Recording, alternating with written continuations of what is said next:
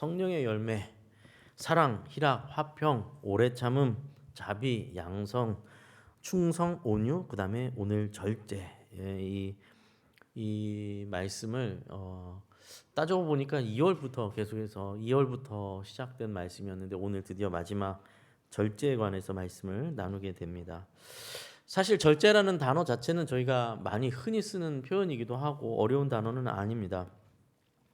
이 단어가 성경 이제 이 신약 성경 헬라어 그리스어 헬라어로 쓰여져 있는데 무슨 단어인가를 찾아보니까 엔크라테이아 엔크라테이아라는 헬라어로 기록되어 있습니다. 근데 이제 그 단어 사전을 찾아보니 그 뜻 자체가 절제, 자제, 극기, 금욕 등의 뜻으로 저희가 이 절제라는 단어를 쓸 때 그 크게 다르지 않은 뜻으로 쓰인다는 것을 알게 되었습니다. 특별한 건 없었습니다. 그런데 그 뜻 자체는 특별하지 않았는데 이 단어에 대한 공부를 해보면 이 단어가 이 엔크라테이어라는 단어가 철학과 종교의 역사 속에서는 아주 매우 중요하게 쓰이는 중요한 자리를 차지하고 있는 단어라는 것은 알게 되었습니다. 굉장히 흥미로운데요. 불교, 힌두교 등 모든 동양의 종교나 사상 속에서 이 절제라는 것은 매우 중요한 거의 맨 앞에 놓이는 덕목으로 꼽더라고요. 대부분의 종교와 철학 속에서요. 이제 그래서 가만히 이렇게 생각해보고 가만히 들여다보니까 이제 그것이 무엇을 의미하는가 생각해보면 모든 종교들과 또 철학들이 절제를 굉장히 근본적인 중요한 덕목으로 삼고 있다라는 것은 절제해야 되는 존재라는 거죠, 인간이. 그렇죠? 그걸 전제하고 있다는 뜻입니다. 인간의 욕구, 인간의 욕망이 그대로 놔두게 되면 그걸 그대로 쫓아가게 됐을 때 인간의 욕망은 안정적이지 않고 완전하지 않고 바른 길로만 가지 않더라는 것을 근본적으로 다 동의하고 있다라는 것을 알게 되는 거죠. 그렇기 때문에 철학에서 더 나은 길을 찾고 또 종교를 통해서 더 나은 어떤 삶을 종교를 통해서 말한다고 할 때도 가장 중요한 덕목으로 이 절제를 꼽고 있다라는 것을 보게 된 것이죠. 그래서 보니까 동양 철학 또 종교 속에서도 뿌리 깊게 이 절제를 앞세우고 있다라는 걸 보게 됐고요. 서양에서는 이제 서양 철학을 보니까 우리는 잘 뭐 그렇게 알지 못하지만 이름은 많이 다 들어본 소크라테스라는 분이 이 엔크라테이아를 인간의 가장 중요한 덕목으로 고대 그리스에서 이미 이것을 이제 처음으로 이야기를 꺼냈던 분으로 이제 나옵니다. 소크라테스는 서양 철학의 거의 처음 시작점이라고 보면 되는데 이분이 이제 살았던 시대가 어느 때냐 하면 저희 구약 성경의 마지막 말라기 시대예요. 그러니까 예수님 태어나시기도 400에서 450년 전에 이미 그 소크라테스는 활동을 하고 있었던 거죠. 그 시대에 고대 그리스에서죠. 그는 이 소크라테스는 엔크라테이아 즉 절제를 인간의 근본적인 덕목으로 이야기했습니다. 그가 주장한 내용은 뭐냐면 인간은 이 절제를 근거로 시작하지 않으면 이 절제를 기본으로 가지고 시작하지 않으면 선을 배울 수가 없다. 선함을 알 수가 없고 또 한 가지는 선을 행할 방법도 없다. 이제 이렇게 주장을 했어요. 그러니까 절제 없이는 선을 배울 방법도 없고 선을 행할 수도 없다라는 거예요. 그래서 이 소크라테스는 인간의 욕망이 있고 그것이 욕망을 실현하고 싶어 하잖아요.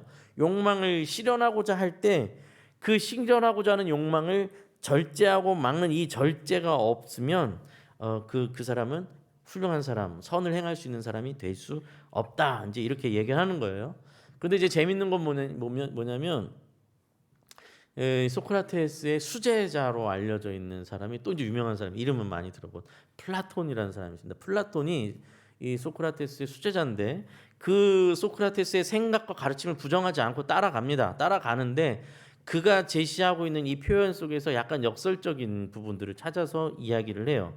그 지적을 하는데 그게 뭐냐면 소크라테스가 말하는 그 사람은 도대체 누군가? 이제 이거예요. 이제 철학자니까 조금 더 자세하게, 조금 더 편하게 이해할 수 있도록 말씀드리면, 도대체 나는 누구냐 거기서 이제 이 질문을 던지는 거예요. 자 보세요. 내 욕망이 있어서 그 욕망을 실현시키고 싶어하는 자아가 있는 거잖아요.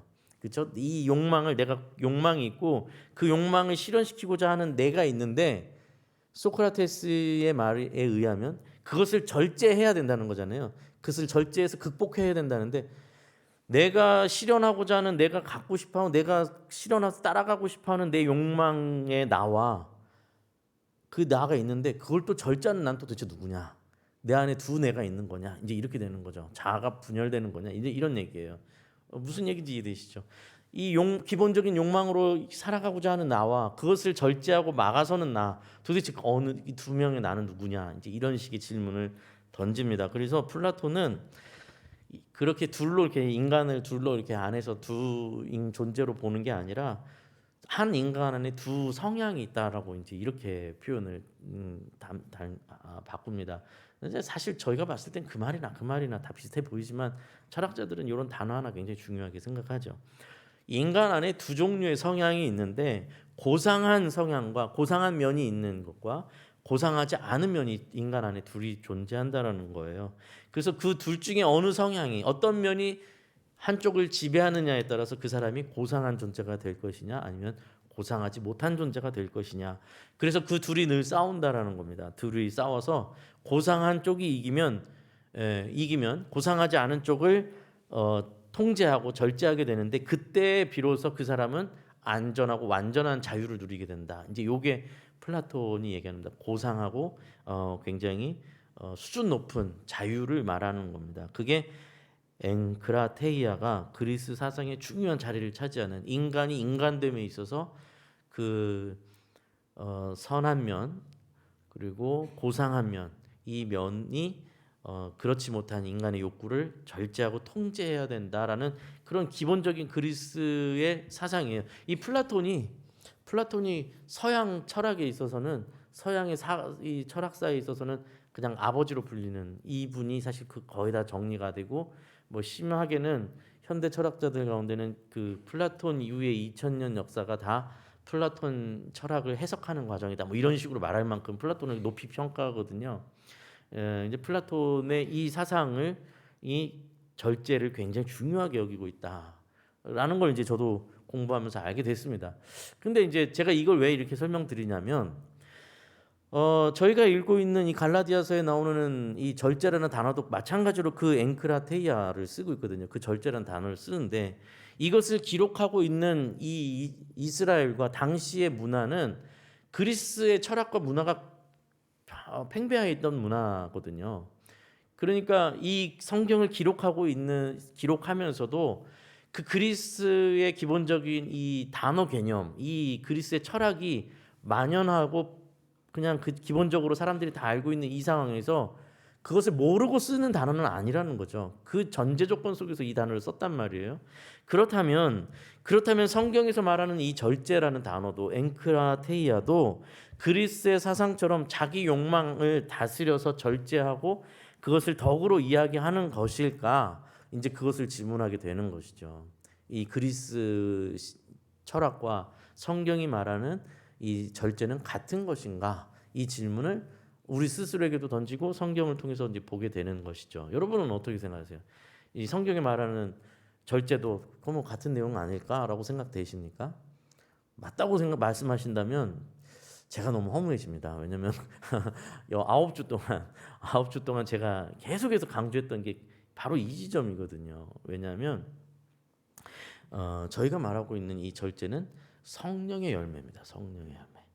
내 안에서 내가 싸워서 성취하는 열매가 아니라 성령님께서 내 안에서 맺으시는 열매다. 이게 전제 조건이었잖아요. 계속해서. 그렇기 때문에 그리스 철학에서 말하고 있는 내 안에서 내가 싸워서 이겨서 내가 선한 사람이 되고 더 나은 사람이 된다라는 개념의 절제, 통제하는 절제가 성경이 말하는 절제가 아니라는 얘기입니다. 그거를 이제 우리는 오늘 이해를 충분히 해야 되는 것이겠죠.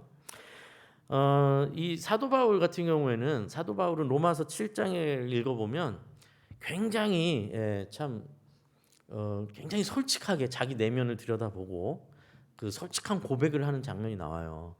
제가 한번 읽어드릴게요. 로마서 7장에 사도 바울이 이렇게 고백을 합니다. 나는 내가 원하는 것을 행하지 않고 도리어 내가 미워하는 것을 행하는 것을 내가 보게 된다. 이런 말을 해요. 예. 그러니까 무슨 말입니까? 나는 내가 원하는 건 이건데 내가 행동하는 건 반대 거를 자꾸만 하는 것을 내가 보게 된다. 라는 말이에요. 이어서 이렇게 말합니다.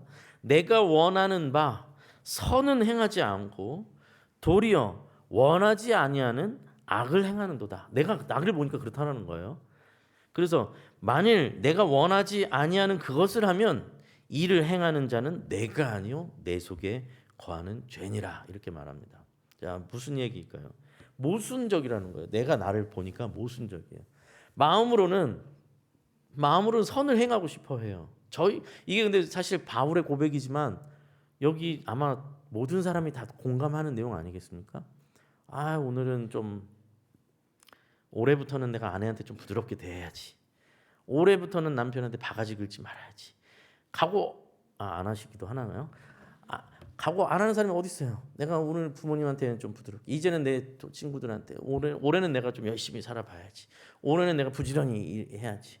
올해는 내가 좋은 사람이 돼야지. 생각 안 하는 사람이 어디 있어요? 나는 올해부터 더 나쁜 사람이 될 거야. 이렇게 생각하는 사람 찾기는 힘들어요. 더 나은 사람 되고 싶어하고 더 좋은 일을 행하고 싶어 합니다. 그런데 결과적으로 한 해를 돌아보면 항상 후회가 남고 내가 왜 그렇게 말했지? 그렇게 말하지 말걸. 그때 또 못 참았네. 이게 인간의 모습이거든요. 늘 후회하는 거예요. 내 마음은 선을 바라고 있는데 선을 행하기를 원하는데 내가 행하고 난 결과를 보면 항상 망가뜨리고 있거나 그것을 내가 원했던 것처럼 하지 못하고 있는 나를 보게 되고 있는데 그걸 바울이 지금 고백하고 있는 거예요. 나는 왜 이 모양인가? 그리고 이어서 이렇게 고백한단 말이죠. 그래서 뭐라고 얘기한 거예요? 그래서 내가 깨달았으니 뭘 깨달아? 그건 내가 내 속에 있는 죄가 있구나. 내 속에는 정말 뿌리 깊은 죄가 있어서 내가 이 모양인가 보다. 이렇게 얘기를 하고 그러므로 내가 한 법을 깨달았노니 곧 선을 행하기 원하는 나에게 악이 함께 있는 것이라. 인정을 하는 겁니다. 선을 행하고 싶어하는 선을 행하고 싶어하는 내가 있지만 내 마음 속에는 선하게 살고 싶고 착하게 살고 싶고 하나님 뜻대로 살고 싶지만 인정할 수밖에 없는 것은 내 안에 그것과 정반대의 나도 있다라는 걸 고백하고 있는 것이죠. 그래서 뭐라고 얘기하냐면 내가 깨달았다. 한 법을 깨달았다. 그러므로 내가 한 법을 깨달았노니 선을 행하기 원하는 나에게 악이 함께 있다. 그리고 이어서 이렇게 고백합니다.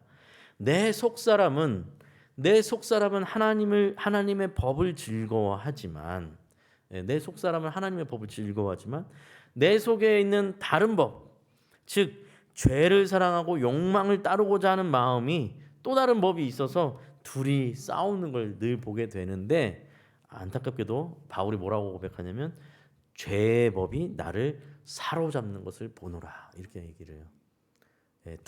내 안에서 하나님의 뜻대로 살고 싶어하는 나와 죄를 사랑해서 죄 가운데로 막 가고 싶어하는 마음이 두 마음이 막 싸우는 걸 맨날 보는데 근데 보니까 늘 죄가 나를 사로잡아서 꼼짝 못하게 하는 나를 본다. 이게 바울의 고백입니다. 남의 고백이 아니라 저도 제 고백이죠. 제 본성을 본다면 죄를 그만큼 이기기 힘들다는 거죠. 죄를 이겨낼 수가 없더라. 욕망이 번번이 나를 이긴다. 그래서 뭐라고 이야기를 탄식하면서 얘기하냐면 바울이 이렇게 얘기를 해요. 사실 저는 이 부분을 읽을 때마다 사도 바울 선생님은 참 대단하다고 생각하는 게 이거 자기 굳이 누구한테 그런 얘기 할 필요 없잖아요. 이런 얘기 고백을 할 필요 없는데 솔직하게 다 얘기를 해요. 뭐라고 말하죠? 오호라 나는 곤고한 사람이로다. 이 사망의 몸에서 누가 나를 건져내랴. 오호라 나는 정말로 답이 없는 사람이다. 오호라 나는 정말로 절망적인 사람이다. 누가 이 죽음의 몸, 사망의 몸 그냥 놔두면 죽음이 늘 사로잡아가는 죄가 늘 왕노릇하는 이 몸에서 누가 나를 건져내랴. 이렇게 탄식하는 겁니다. 근데 여러분 바울의 여기까지 이야기는 지금 설명해드렸던 그리스 철학하고 똑같은 내용이잖아요. 그렇죠? 그래서 철학과 같은 맥락이죠. 내 안에 두 자아가 있든지 아니면 두 어떤 성향이 있든지 두 면이 있든지 간에 안에서 싸우고 이기고 지고 이기는 쪽이 내가 어떤 사람인지 결정되는 이야기라는 거잖아요. 지금 여기까지 바울의 이야기는. 그렇다면 여기께서 만약에 얘기가 끝났으면 그럼 뭐 바울도 결국은 그 당시에 그리스의 철학을 따라갔나 보다라고 우리는 결론 내릴 수 있을 텐데, 그런데 그 뒷문장이 사실은 바울이 하고 싶은 진짜 얘기고, 이 고백을 하기 위해서 앞에 이야기들을 쭉 풀어온 거거든요. 그 뒤에 뭐라고 바울이 고백하냐면 자기 안에 일어나는 일을 이렇게 고백합니다. 이 사망의 몸에서 누가 나를 견뎌내랴 한탄한 뒤에 우리 주 예수 그리스도로 말미암아 하나님께 감사하리로다. 갑자기 내 안에서의 싸움을 얘기하다가 내 안에서의 싸움에 이기고 지고 그래서 져서 늘 죄에 끌려가는 날 얘기하다 갑자기 딱 나오는 게 누구예요? 예수 그리스도로 말미암아 하나님께 감사하노라, 이렇게 얘기를 하는 거죠. 예수 그리스도가 이 문제를 해결하시는 분이다 얘기하는 겁니다. 자, 그 뒤에 뭐라고 되어 있냐면 그런즉 내 자신이 마음으로는 하나님의 법을 육신으로는 죄의 법을 섬기노라, 이렇게 얘기를 해요. 이걸 오해하는 경우가 있어요. 그러니까 그런즉 내 마음으로는 하나님을 사랑하고 육신으로는 앞으로도 계속 죄법을 사랑하면서 열심히 죄짓고 살아야지, 이런 말이 절대로 아니에요. 이 무슨 말일까요? 이 그런즉 내 자신이 마음으로는 하나님의 법을 또 육신으로는 죄법을 섬긴다라는 말은 이건 내가 해결할 수 있는 문제가 아니고 나라는 존재는 마음으로는 늘 하나님을 따라가고 싶어 하지만 몸으로는 죄법에 묶여 있는 존재밖에 되지 않는다. 이건 내가 해결할 수 있는 문제가 아니다라는 고백이에요. 그러니 여기서 핵심은 뭘까요? 우리 주 예수 그리스도로 말미암아 여기서 나는 벗어나는 존재가 된다라는 겁니다. 이게 제일 중요한 내용이에요. 내 자신은 마음으로는 하나님의 법을 따르고 싶어 하지만 죄의 육신이 여전히 죄의 욕망, 죄의 법을 따르고 싶어 하는 그런 인간이다. 나는 스스로 극복할 수가 없습니다. 나는 답을 가질 수도 없습니다. 나는 그 일을 해낼 수도 없습니다. 나는 나를 바꾸지도 못합니다. 그래서 비참한 존재요 곤고한 사람이라고 비명을 지르는데 누가 도대체 나를 건져낼 수 있으랴, 누가 나를 구원하랴 라고 외치는데 오직 예수님만이 그 일을 하십니다. 하나님께 감사와 영광을 올려드립니다. 이 말이 이제 이 본문의 내용인 거죠. 그래서 성경에서 말하고 있는 이 절제라는 것은 그 절제라는 이 싸움 자체가 내가 주도해서 싸우는 싸움이 되어서는 절대 이길 수 없다라는 말입니다. 네, 성경에서 말하는 절제는 내가 내 안에서 둘이서 싸워가지고 이기는, 그래서 훈련받고 훈련해가지고 내가 열심히 노력해서 악한 마음을 이겨내서 내가 이긴다, 나는 그래서 하나님의 거룩한 백성이다 라고 생각하면 아예 처음부터 다 틀려버리는 게 되는 거예요. 오히려 그 생각, 내 안에서 싸워서 이겨서 내가 좋은 사람이 되겠노라고, 하나님의 백성이 되겠노라고 하는 생각이 사실 성경으로 봤을 때, 성경에서 말하기로는 더 제일 큰 적입니다. 그게 오히려 제일 큰 적이에요. 가장 은밀하고 가장 아름다워 보이지만 가장 깊은 죄의 뿌리를 내리게 만드는 생각이 바로 그 생각이거든요. 그래서 이 부분을 굉장히 깊이 파고 들어야 돼요. 나라는 무대 위에서 나라는 선과 나라는 악이 싸워서 그 무대에선 절대로 이길 수 없고, 그곳에서 그 무대에서 나를 끌어내려야만 한다는 겁니다. 나를 끌어내리고 그 무대 위에 예수님께서 오셔야만, 예수님께서 그 무대 위에 서셔야만 악의 문제가 해결될 수 있다. 악의 문제를 이겨낼 수 있다. 그때야 비로소 영원한 선이 무엇인지 알고, 영원한 덕이 무엇인지 알고, 영원한 가치가 무엇인지 알고, 진정한 승리가 무엇인지 그때서야 비로소 알게 되고 보게 된다라는 겁니다. 이 문제는요 매우 중요한 문제예요. 이 문제는 여러분 기독교를 이해하는 데 있어서 가장 근본적인 문제이기도 합니다. 그 성경이 말하는 하나님의 백성, 구원, 인간의 지향점, 신앙의 방향, 목적이 여기서 시작되지 않으면, 이것으로 시작되지 않으면 다 헛것이 됩니다. 모래 위에 지는 집이 되는 거예요. 여러분, 우리가 신앙생활을 하면서요, 뭐 남이 인정하든 인정하지 않든 뭐 내가 스스로 봤을 때도 그렇고, 내가 저 사람보다, 내가 남들보다 조금이라도 요만큼이라도 나은 게 있다면요, 여러분, 내가 남들보다 요만큼이라도 나은 뭐가 있다면 그 조금이라도 나은 것이 여러분 잘 제발 마음에 새겨 주셔야 됩니다. 그 조금이라도 나은 것이 내 노력과 내가 훌륭해서 내가 잘나서 그만큼 더 나은 게 절대로 아니라는 겁니다. 기독교 신앙 안에서 내가 남보다 조금이라도 더 나은 점이 있다면, 요만큼이라도 더 나은 점이 있다면 그것은 그만큼의 은혜를 받은 사람이라는 뜻이에요. 그만큼의 은혜를 받은 사람. 내가 조금이라도 뭔가 조금이라도 승리를 가진다면 그것은 예수 그리스도께서 내 안에서 일으키신 기적의 승리인 것이지 내가 잘나서 이뤄낸 승리, 성취한 승리가 아니라는 것을 분명히 아셔야 됩니다. 제가 왜 이걸 계속 똑같은 말을 계속 강조하고 반복하고 있을까요? 많은 사람들이 제가 이렇게 강조를 하지만 많은 사람들이 그렇게 생각을 잘 안 합니다. 신앙을 가지고서도 신앙을 가졌다고 말하면서도 그렇게 잘 생각을 안 하고 내가 조금이라도 더 가진 그걸 가지고 남을 공격하기 좋아해요. 근데 이게 뭐가 될까요? 그걸 가지고 공격하는 순간 이 받은 은혜가 아니라 내 성취라고 생각하는 것밖에 안 되는 거잖아요. 그렇죠? 어떤 사람은 하루에 내가 몇 시간씩 기도하는 걸 가지고 남을 공격하는 데 써요. 절대 그러면 안 되는 일이죠. 기도를 안 하니까 그렇지. 이 말은요 공격이잖아요. 공격. 기도를 안 하니까 그 모양이지. 주일 예배를 제대로 참석 안 하니까 그렇지. 봉사를 그렇게 안 하니까 그렇지. 그거는 공격이. 내가 하니까 그런 말 하는 거잖아요. 보통 그렇죠? 나는 하는데 너는 안 하잖아. 이거는 그것을 은혜로 지금 여기고 있는 게 아니라 내가 성취하고 내가 잘남으로 이해하고 있는 거예요. 완전히 신앙을 거꾸로 이해하고 있는 거예요. 반대로, 정반대로. 오히려 더 위험한 존재예요. 오히려 정말 제가 면목이 없습니다. 저도 좀 같이 해야 되는데 제가 면목이 없습니다. 기도해야 되는데 그냥 매 이 모양 이 꼴입니다.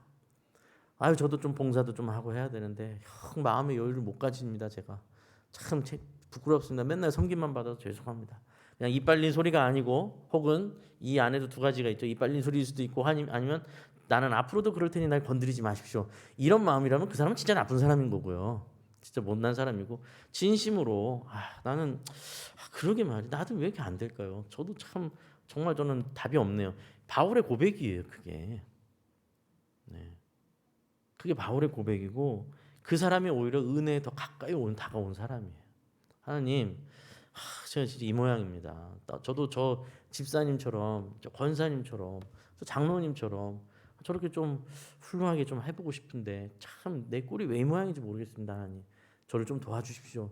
이게 예수님을 내 안으로 모시는 거예요.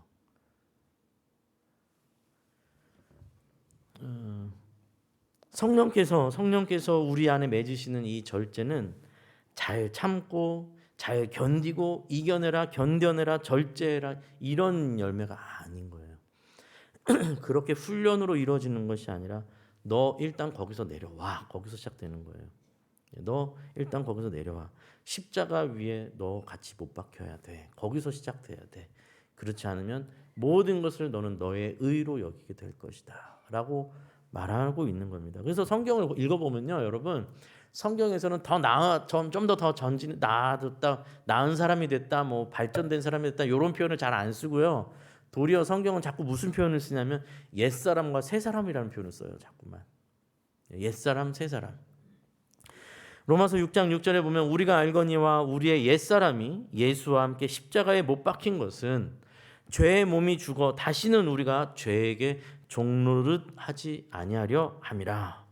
옛사람이 못 박힌 것이다 라고 표현해요. 에베소서 4장에서는 이렇게 말씀합니다.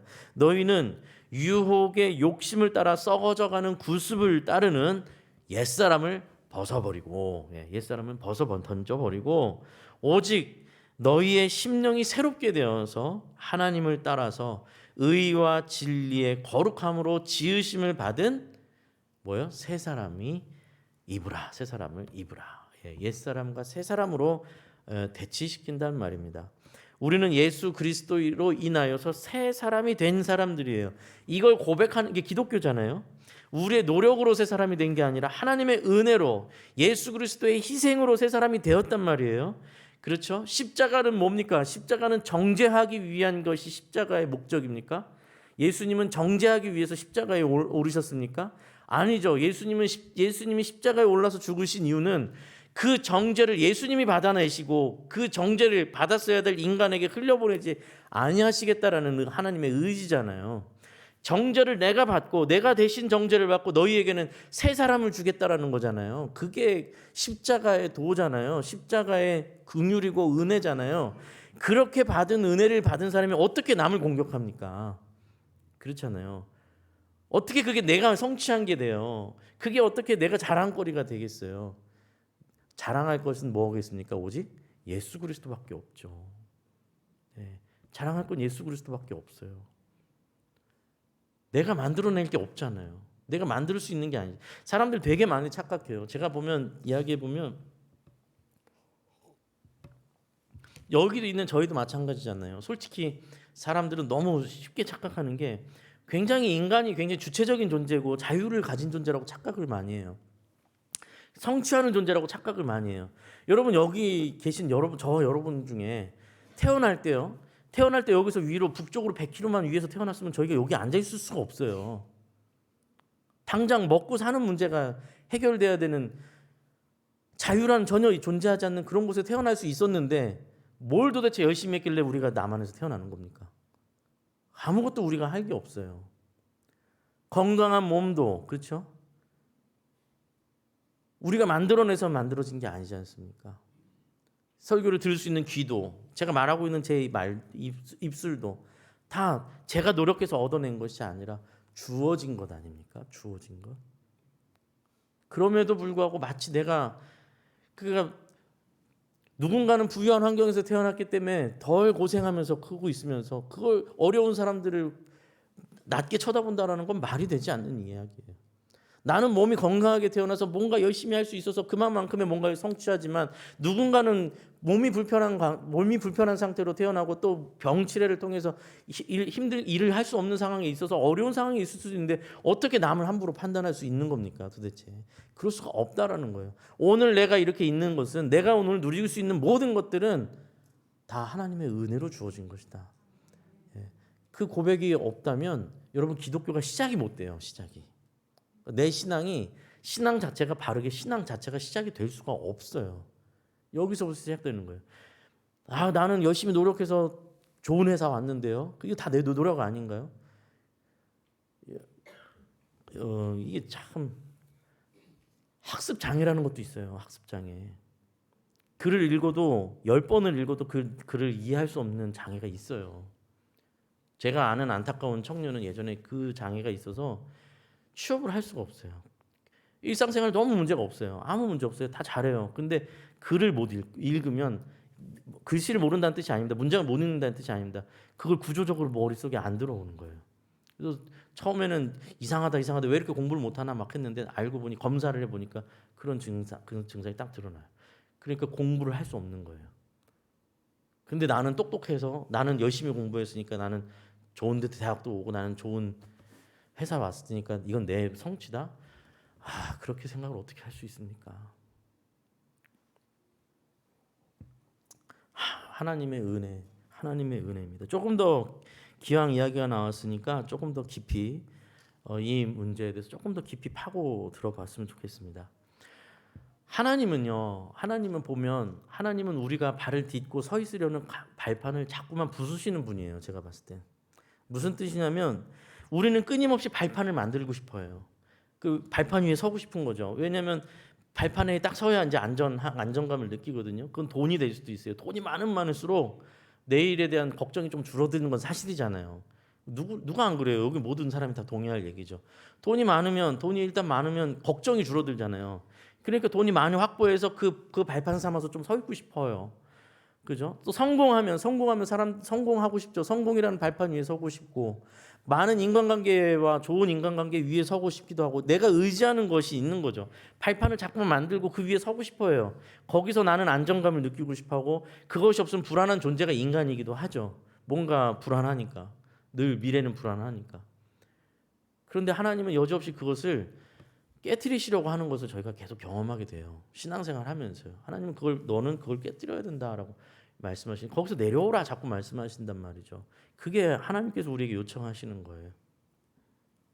왜 그럴까요? 하나님은 우리가 그 무엇인가, 그게 물질이 되었든 돈이 되었든 명예가 되었든 그 성공이 되었든 그것을 발판으로 서는 순간부터 하늘을 향해 손을 더 들지를 않아요.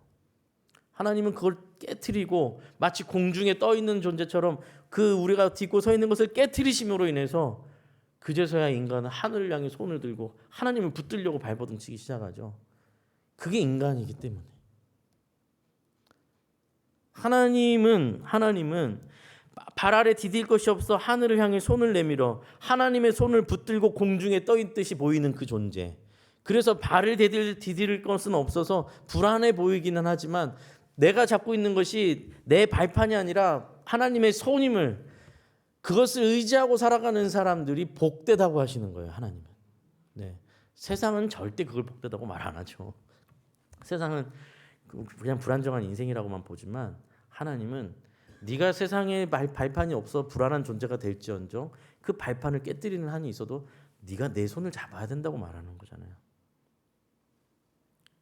그러니 심령이 가난한 자가 복이 있다고 팔복에서 선언하면서 시작되는 것 아닙니까? 마음이 가난하여서 의지할 것 없는 사람, 그것이 복된 사람이다. 히브리서 11장에서는 믿음을 살다가 죽은 수많은 믿음의 조상 얘기들이 쭉 나와요. 그런데 믿음의 조상들을 이야기를 쭉 하면서 마지막에 그들에 대한 삶에 대해서 뭐라고 설명하냐면 그들이 나그네 인생을 살았다고 말합니다. 나그네. 이 땅에 왔다가 간 것을 나그네로서 여행 왔다 돌아가는 것처럼 표현하고 있어요. 그리고 인간의 본향, 인간이 돌아가야 할 곳, 인간이 영원히 살아야 할 곳은 이 땅이 아니고 하나님 앞에, 하나님의 백성으로서 그 나라에 갔을 때 거기가 우리가 돌아가야 할 본향이다라고 계속 말하고 있습니다. 그게 히브리서 11장에 나오는 말이죠. 나그네.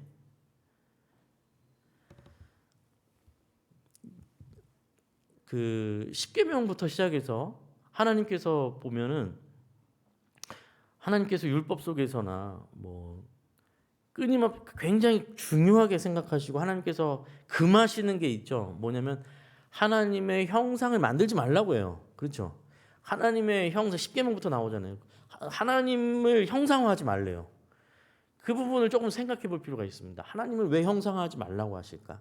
기왕이면 뭔가 이렇게 뭐 형상화한다는 건, 상징물을 만든다라는 건 꼭 나쁜 의미만 있는 건 아니잖아요. 저희가 결혼 반지를 끼는 이유는 내가 커플이라는 걸 늘 자각하는, 내 아내가 있고 남편이 있다는 걸 인지하는 것처럼 어떤 상징물을 세워놓는 것은 그걸 보고 정신을 다시 일깨우는 것처럼 상징물이 꼭 나쁜 것만은 아니거든요. 그런데 하나님은 그걸 극도로 싫어하세요. 특별히 하나님을 그렇게 형상화하는 걸 극도로 싫어하시고 그걸 완전히 막으신단 말이죠. 왜 그럴까 도대체? 왜 그럴까요? 뭐 여러 가지 설명을 할 수 있겠죠. 당연히 하나님은 육체가 아니시니까 당연히 하나님을 그렇게 하는 여러 가지 이야기를 할 수 있겠지만 오늘은 이 부분은 저희가 이야기하고 있는 맥락 속에서 말씀을 드리고 싶어요. 뭘까요?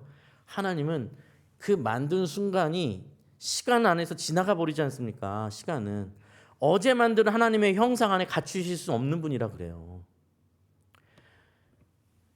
100년 전에 하나님을 이해해서 100년 전에 하나님의 형상을 만들어 놓고 그 하나님을 보면 그때 하나님의 형상으로 하나님을 이해할 거 아니에요. 그러면 우리는 100년 전 하나님만을 생각하게 되는 거예요. 하나님은 하나님의 형상을, 하나님 존재를 물리적으로나 시간 속에서나 하나님을 어느 한 지점에 못 박아 버리기를 원치 않으시고 그렇게 매이실 분이 아니시라는 겁니다. 하나님은 항상 살아계시고 지금도 하나님 영원하심 속에서 오늘 만나야 되는 하나님으로 존재하셔야 된다는 거예요. 어제 하나님, 그제 하나님, 내 젊은 날에 그 하나님 가지고 살지 말라라는 거예요. 하나님 그거 싫다라는 거예요. 이해되시죠? 무슨 말씀? 그러니까 하나님의 형상을 만든다라는 것이 또 그렇게 생각해 보면, 깊이 생각해 보면요, 어떤 물질적으로 이렇게 만드는 하나님의 형상만이 아닐 수도 있어요, 여러분. 우리가 하나님의 형상을 만들어낸다는 게 그저 내 젊은 날에 열심히 했던 어떤 내 의를 가지고 만들어낸 하나님 형상 가지고 난 여전히 그때 그 하나님만 맨날 얘기하고 있을 수도 있어요. 오늘 여러분의 하나님은 누구냐고요? 오늘 나의 하나님은 도대체 누구냐고요? 그 고백이 없으면 뭔가 잘못된 거예요. 오늘 내가 만나는 하나님이 누군지를 말해야죠. 고백해야죠. 그 하나님을 찬양해야죠. 그 하나님이 없다면 그냥 그저 젊은 날 내가 열심히 한번 은혜 받았던, 눈물을 한번 흘리고 콧물을 흘리면서 회개했던 그 순간에 머물러 있는 하나님이라면 나 나름대로 그것을 형상화시켜 버린 거예요. 그 다음부터는 어떻게 된 겁니까 도대체? 그 하나님 어디 가셨습니까? 그 하나님 저한테 뭘 말씀하시는 겁니까?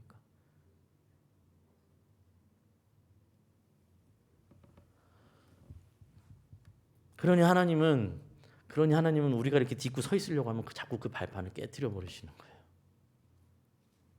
그게 하나님의 사랑이죠.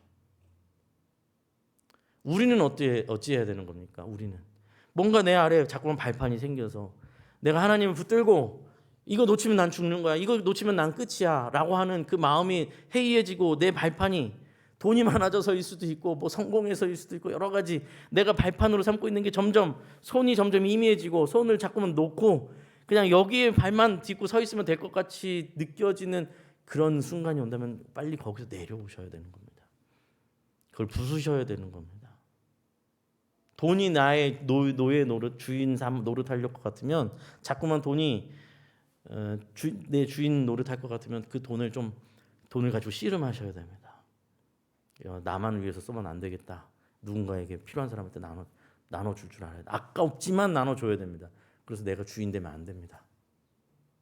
사람들이 자꾸 박수 쳐주고 자꾸 막 칭찬해주고 자꾸 막 치켜 세워주니까 어느새 나도 모르게 막 목에 힘이 들어가시면 그 자리를 피하시기 시작하셔야 되는 거예요. 그게 뭘까요? 이게 지금 말하는 게 이게 절제죠. 절제. 네, 절제. 근데 시작과 근본이 다르죠.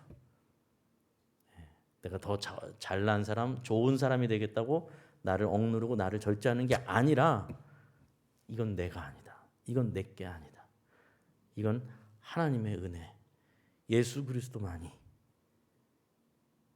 내 주인됨, 내 자아를 깨트리고 주님이 사시도록 나를 내어드리는, 나를 자꾸만 밀어내는 것, 그것이 성경이 말씀하시는 절제다라는 것입니다. 오늘 말씀을 함께 한번, 오늘 베드로전서 1장 13절에서 15절 말씀이 바로 그 절제에 관한 말씀인데 그 내용을 한번 읽어보도록 하겠습니다. 그러므로 13절, 너희 마음의 허리를 동이라. 마음의 허리를 동이랍니다. 허리를 동인다라는 것은 허리끈을 묶어서 이렇게 맨다라는 건데요. 이거는 이제 성경에서 보면 뭐 기본적으로 이 당시 사람들이 외출할 때, 밖으로 나갈 때 허리를 동이고 옷을 추스리고 나가는 건데, 더 근본적으로 생각해 보면 유월절이 생각나는 이야기예요. 이스라엘이 출애굽할 때 하나님께서 유월절을 알려주시고 유월절을 지키라 하시면서 어떻게 하죠?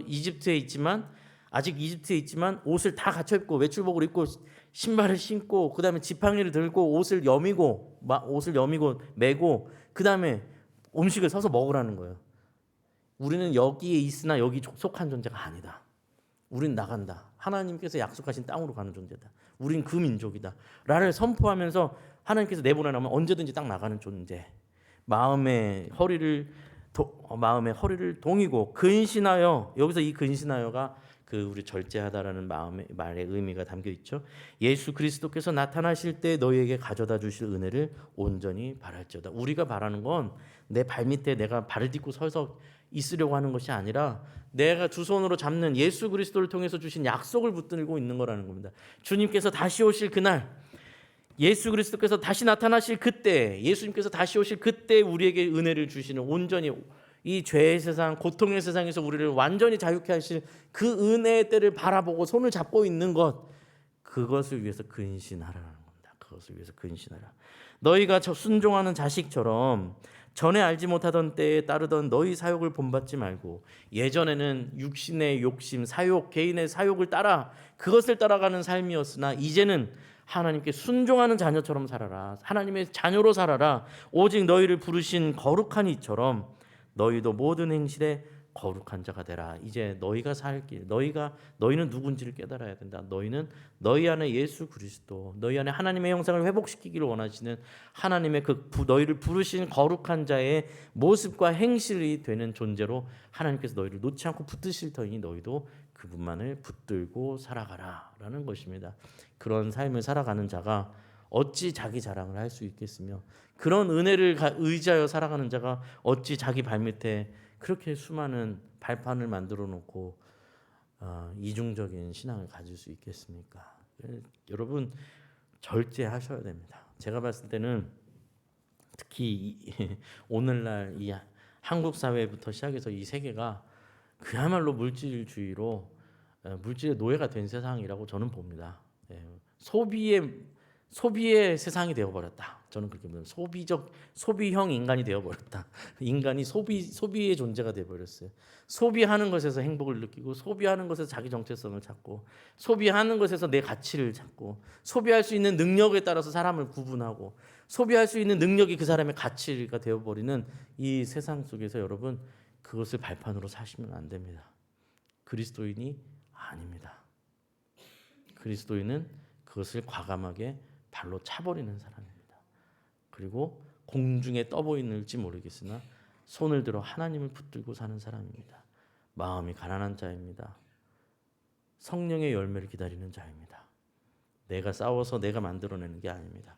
하나님께서 나를 만들어 가시도록 나를 비우는 자입니다. 자꾸만 비우고. 그래서 성령의 9가지 열매 마지막에 이 절제를 담고 있다는 것도 꽤 의미심장합니다. 모든 것의 마지막에는 이것이 내 것이 아니다. 이것은 내가 하는 것이 아니다. 오직 하나님께서 하셔야 된다. 나를 내어드려야 된다. 나를 자꾸만 한 단계 밑으로 내려가야 한다. 그 고백을 가지고 살아가시는, 절제로 성령의 9가지 열매를 완성해 가시는 귀한 성도님들 되시기를 간절히 소원합니다. 기도하겠습니다. 하나님 아버지 감사합니다. 하나님의 은혜 없이 우리가 무슨 말을 할 수 있겠습니까?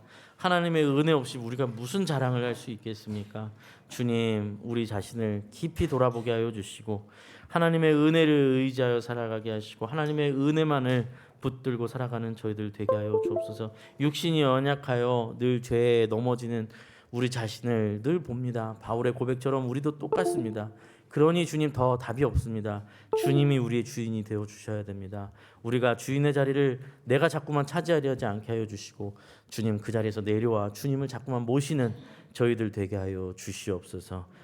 이제는 우리 주 예수 그리스도의 은혜와 하나님의 무한하신 측량할 수 없는 크신 사랑과 성령님의 보호하시고 인도하시고 교통하심이 하나님의 말씀 앞에 서서 그 말씀을 나의 것으로 받고 참으로 나의 자랑과 나의 잘남이 아무것도 없이 모든 것이 하나님의 은혜입니다 고백하며 그 하나님께서 우리에게 요청하시는 삶을 살아가기 위하여 끊임없이 나를 부정하고 부인하고 절제의 덕을 쫓아가고 절제의 열매를 맺어가기를 소원하는 여기 있는 모든 하나님의 백성들 자녀들 머리 위에 삶의 터전 위에 이제부터 영원까지 함께 해주시기를 간절히 축원하옵나이다. 아멘.